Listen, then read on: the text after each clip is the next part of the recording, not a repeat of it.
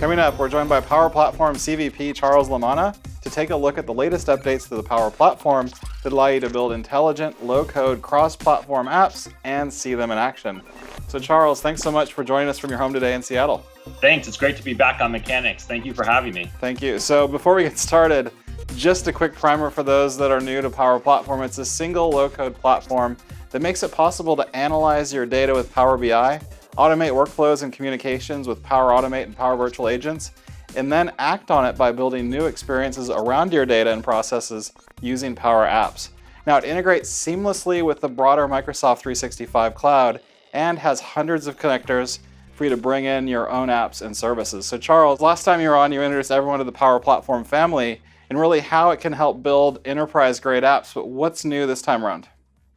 Lots of new stuff, but three things I'm particularly excited about. The first is the new robotic process automation capabilities inside of Power Automate. We have a bunch of big updates since we last were on the show last November to really make it easier than ever to go record mouse clicks, keyboard inputs, and Win32 application experiences, and then play them back in the background. That way you can automate tasks even if there's no API, and all you can go use is a legacy application or legacy experience. We also announced the acquisition of Softomotive, which brings an additional set of RPA capabilities to Power Automate.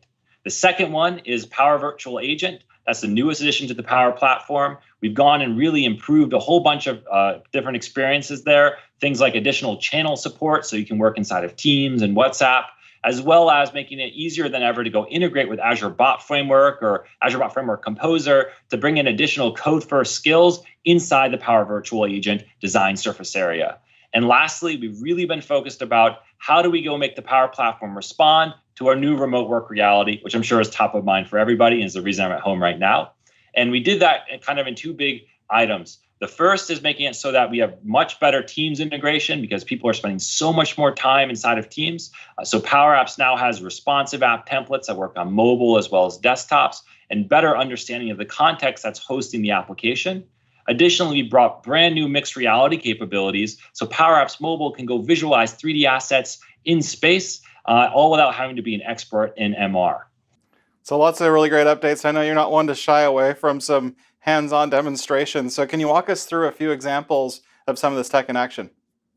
Of course. And as you know, I like to always show the demos in the context of a real customer use case. In this case, it's a mobile application built by GSK, which is a global healthcare company. And what this application is focused on is something called Zero Accident Promotion, or ZAPs. And what ZAPs do is they make it so that the workers at GSK can record workplace hazards, workplace safety risks, and get them pushed back to corporate, as well as to go take actions in response to them. So if I say click through on and look at all the different ZAPs in my area, again, an incredibly interactive map experience. And what this map experience lets me do is visualize all the ZAPs that are in the facilities around where I physically am located right now. And as I go click through all these different items, we can see that geospatial awareness is incredibly powerful, but I also have the standard list or gallery on the bottom for all the different ZAPs. If I click through into one of these ZAPs, we can then see I get information about what that workplace hazard is. In this case, it's a slippery area in a hallway where someone could fall if it's wet. I then can go rate each of these individual ZAPs based on a risk score, based on its severity as well as its likelihood of happening. If you look at that risk score, pay attention to it because it comes back later in the demo as really important.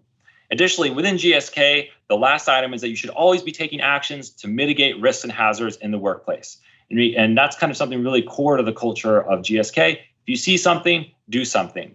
And in this case, we can see I've updated an action that I've taken to go mitigate this particular risk. And maybe I want to go put a cone or something like that to prevent people from falling when it's wet.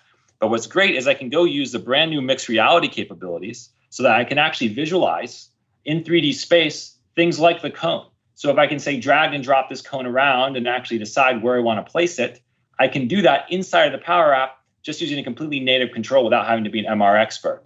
And if I go pin it right there, I can even go record that location in the future so when people can go scan and pan and see it. And you can see inside my kitchen, it's slippery in front of my fridge because maybe some ice cubes fell.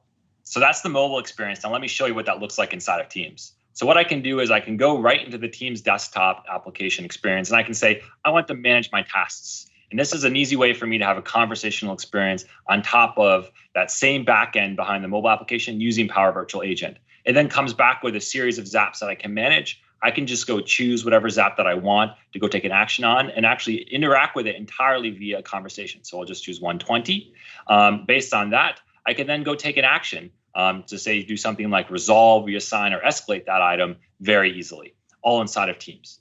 And beyond Teams, Power BI can also be used to visualize all that data being generated from the chatbot as well as the mobile application. In this case, I use a decomposition tree control inside of Power BI, so I can start to slice and dice to understand what are the main drivers of risks and hazards in all the different locations across GSK's factory footprint.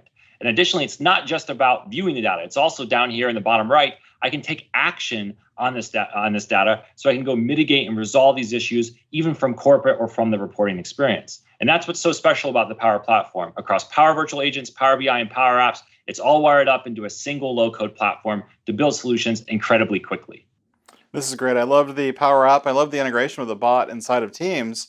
But can you walk us through how you built all of this? Yeah, so right over here, I'm inside of Power App Studio, which if it looks like PowerPoint and Excel combined, that's on purpose. So you can see I have a great visual experience. I can see the same mobile application that was just running on my iPhone right inside of my browser. I also am able to go use a formula bar to go enter additional complex expressions, very easily integrated. And now if I go want to add in additional capabilities, I'll just drill through to that Zap screen, and we can see the map control was missing that I was showing on my mobile phone demo. And so I can see all the same data in the gallery and that type of thing. So now if I go over and want to add a control on the left-hand side, I go to the code components or custom section, and I will go drag on the map control. And the map control can bind to data just like everything else inside of Power Apps. In my case, I have Azure SQL databases to go connect to, and that's where the active Zap list is actually coming from. I can wire up and connect to that directly inside the Power Apps canvas. And now I just go choose the active Zaps collection I've already pre-built, and we can see it binds automatically and gives me a view of all that data coming from Azure SQL in real time on this map control without having to go worry about tons of different types of integrations. And all of this is filtered based on the Zaps that are most relevant to me and where I actually am physically located. You talked about augmented reality. We saw the cone in your kitchen in front of your fridge. How did you get all of that stuff wired up?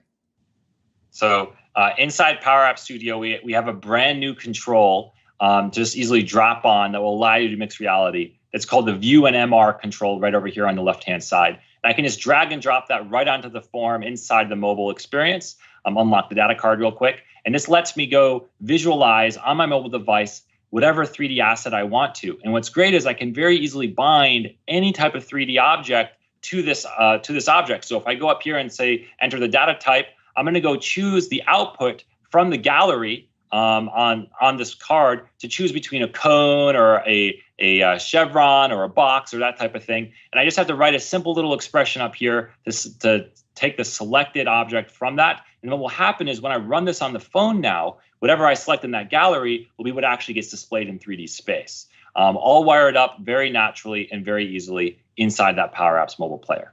You also mentioned this concept of a risk score and that it's tied to a legacy app and that you're actually entering data into that app. How does that work? Yeah, in the background behind that mobile application, there's an app that looks just like this. Something that hasn't been updated in 15, 20 years, doesn't have any APIs, doesn't make it easy to integrate with. And this type of application is a perfect use case for the UI flows or robotic process automation capabilities inside of Power Automate. So here inside the Power Automate Visual Designer, we now can see that I have a trigger that will fire whenever a Zap is created that has a risk score greater than 8. This is listening to the same SQL database that sits behind that Power Apps mobile application. And this is what is used to go fire off all of my automation in the background. So when people use a phone, they're actually going to go trigger an event to run on a server against that old UI. And the way I've done that is with a UI flow. You can see this UI flow took all the inputs from the SQL database record, so I can go flow that all the way down to the UI automation. And this is how I can easily go stitch together between API or database eventing all the way through UI flows. So if I go drop into the editing, I can click through here and you can see all the steps that I recorded before. These are the UI visualizations of left clicks, keyboard inputs, different texts. And I'm able to go have these all stitched together seamlessly as part of a UI automation. And this can run unattended on a server in the background, which is something new that we shipped a couple months ago. And this is what makes it so powerful to go bridge the gap between all of your new experiences and all those legacy applications that you have. And one of my favorite parts around this entire experience is what can happen if something goes wrong. debugging, troubleshooting. So if I look over here, I'm in the debug view for Power Automate, and I can actually expand one of those runs that failed in the past.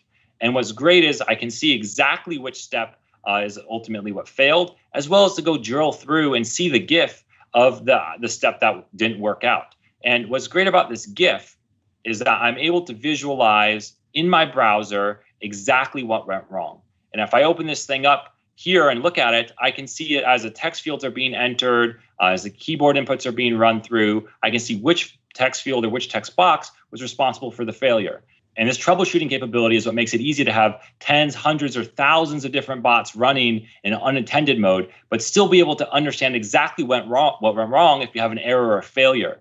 And all of this tied together across AI, API automation, and UI automation, so it makes Power Automate so special. No matter where your data is or what your systems look like, you can go automate it using Power Automate. You also showed us a bot that was running in Teams earlier. How were you able to build that out? So I built out that chatbot using Power Virtual Agent, which is the newest addition to the Power Platform. And you can see Power Virtual Agent has a low-code experience just like everything else. And I can also go down here in the bottom left and use something called tracing. So when I enter text inputs, I can actually see how the chatbot's brain is responding to the inputs from the user. And this makes it very easy to iterate, tune, and improve my chatbot over time. I can just drag and drop up around, understand exactly which boxes we're firing. And this is what makes the Power Virtual Agent so fast and so quick to build a chat-based experience.